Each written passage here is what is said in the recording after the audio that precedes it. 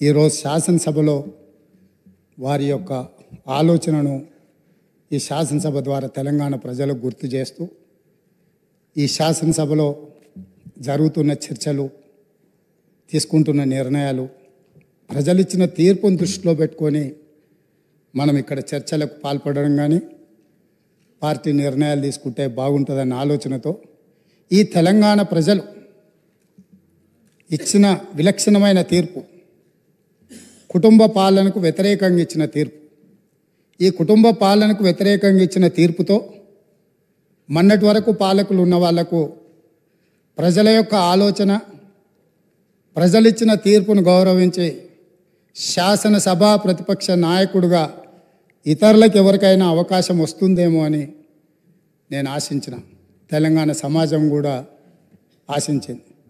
కానీ కానీ కానీ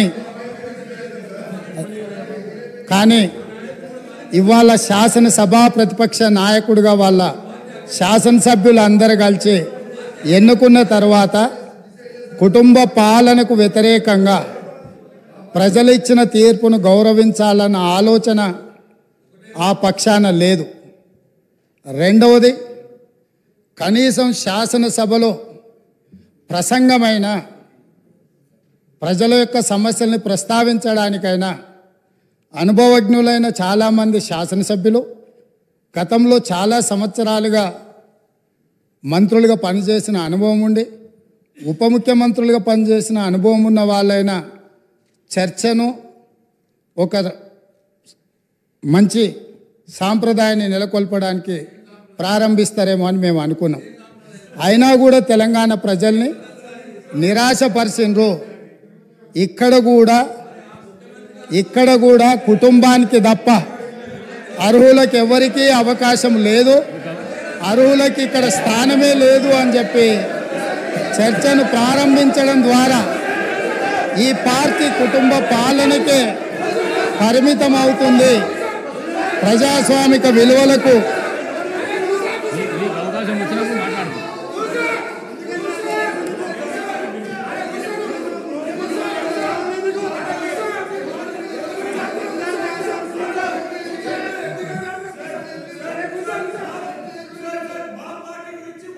సార్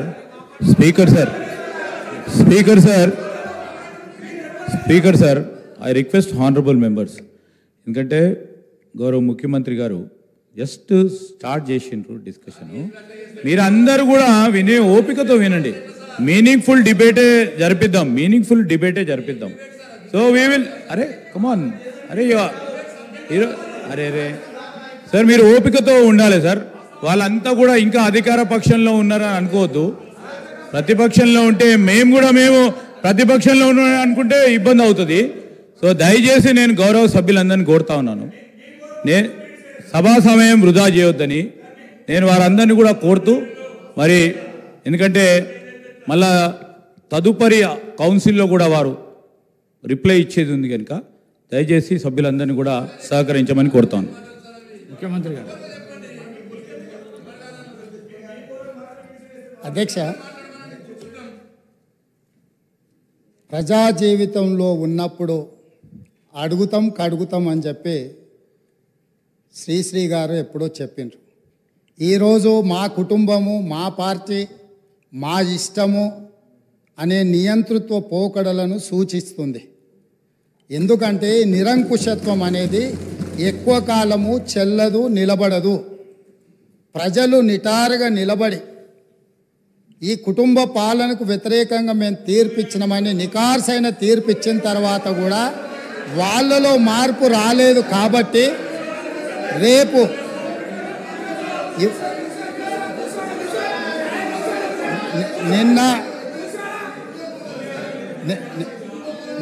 నిన్న ఇక్కడున్న వాళ్ళను అక్కడికి పంపినరు.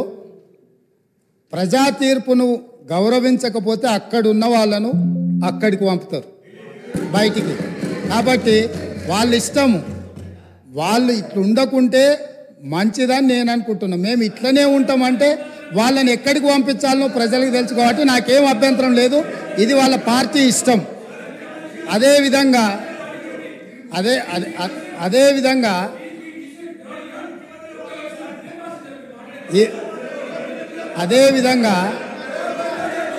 ఈరోజు ప్రగతి భవన్ సంబంధించి అక్కడ ప్రజావాణి కోసం వచ్చిన ప్రజలు ఇస్తున్న విజ్ఞప్తులను తీసుకుంటుంటే అక్కడ ఉన్న ఇనుప కంచెలను పగలగొట్టి గడీలను బద్దలు కొట్టి ప్రజలు అక్కడికి వచ్చి ప్రజావాణి వినిపిస్తుంటే విని భరించలేని ఈ పార్టీ, ఈ కుటుంబము ఈరోజు ప్రభుత్వం మీద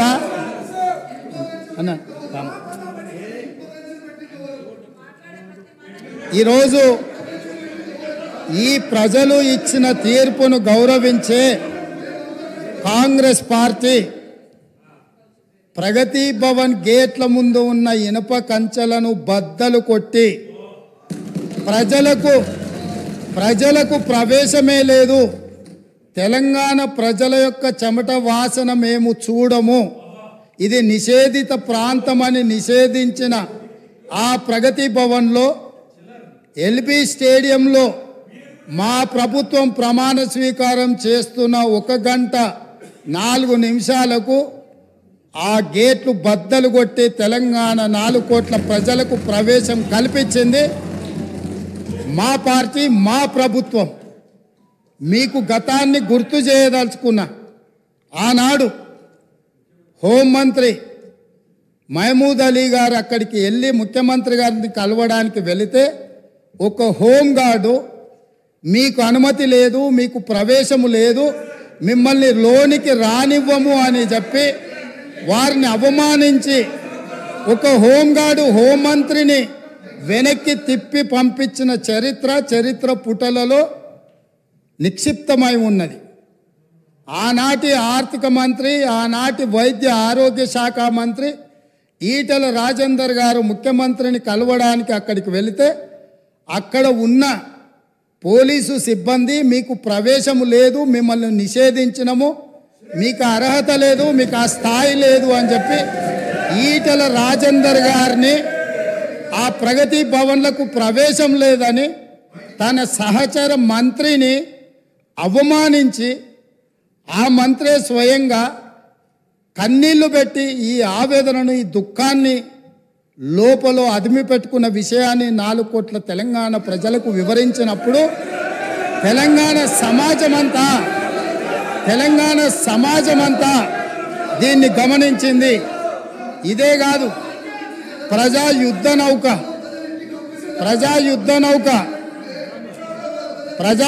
నౌక గద్దరన్న 50 సంవత్సరాలు సుదీర్ఘంగా ఈ తెలంగాణ ప్రజల పక్షాన గలం విప్పి గచ్చగట్టి గొంగళేసుకొని తండాలలో, గూడాలలో, మారుమూల పల్లెల్లో ఈ దేశంలోనే 100 కోట్ల ప్రజలను ప్రభావితం చేయగలిగిన గద్దరన్న ఆనాటి ముఖ్యమంత్రి గారిని కలవడానికి ఆ ప్రగతి భవన్ గేట్ల ముందు ఎర్రటెండలో మండుతుంటే అక్కడ గంటల కొద్దీ నిలబడితే ఈ తెలంగాణ యుద్ధ నౌక, ఈ తెలంగాణ పోరాటానికి, ఈ తెలంగాణ ప్రజల యొక్క ఆత్మగౌరవమైన గద్దరన్నకే ప్రవేశం లేని ప్రగతి భవన్ను ఇవాళ బద్దలు కొట్టి నా 4 కోట్ల తెలంగాణ ప్రజలు ఎప్పుడు కావాలన్నా ఎక్కడికి వెళ్ళాలన్నా ఆ ప్రగతి భవన్ గేట్లను, ఇనుప కంచెల్ని బద్దలు కొట్టిన ప్రభుత్వం మా ప్రభుత్వం, ప్రజలెన్నుకున్న ప్రభుత్వం, ప్రజా ప్రభుత్వం.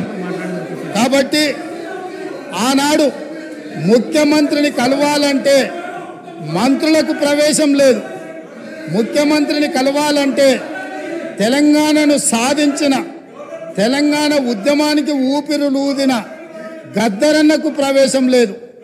కానీ ఈనాడు దళితులు, గిరిజనులు, బలహీన వర్గాలు, మైనారిటీలు, మహిళలు ఎవరైనా అక్కడికి వెళ్ళి మా సమస్య ఉన్నది అని అంటే ఈ ప్రభుత్వం వినడానికి సిద్ధంగా ఉన్నది అని చెప్పి ఈ తెలంగాణ ప్రజలకు స్వేచ్ఛనిచ్చిన ప్రభుత్వం, ప్రజా ప్రభుత్వం ప్రజలు ఎన్నుకున్న ప్రభుత్వం ఈరోజు ఇక్కడ ఉన్నది.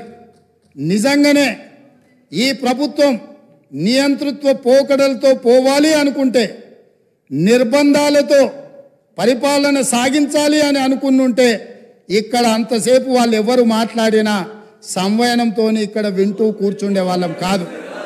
ఆనాడు 2014 తెలంగాణ రాష్ట్రంలో తెలంగాణ ప్రభుత్వం ఏర్పడిన తర్వాత జరిగిన చర్చలలో మేమందరం సభ్యులుగా ఇక్కడ నిలబడి సమస్యల మీద మాట్లాడినప్పుడు మార్షల్స్ను పెట్టి గొర్రెలను ఈడ్చినట్టు ఈడ్చి బజార్లో పడేసి ప్రజాస్వామ్యాన్ని కూని ఇక్కడనే చేసిన వాళ్ళు ఇవాళ అక్కడ కూర్చున్నారు.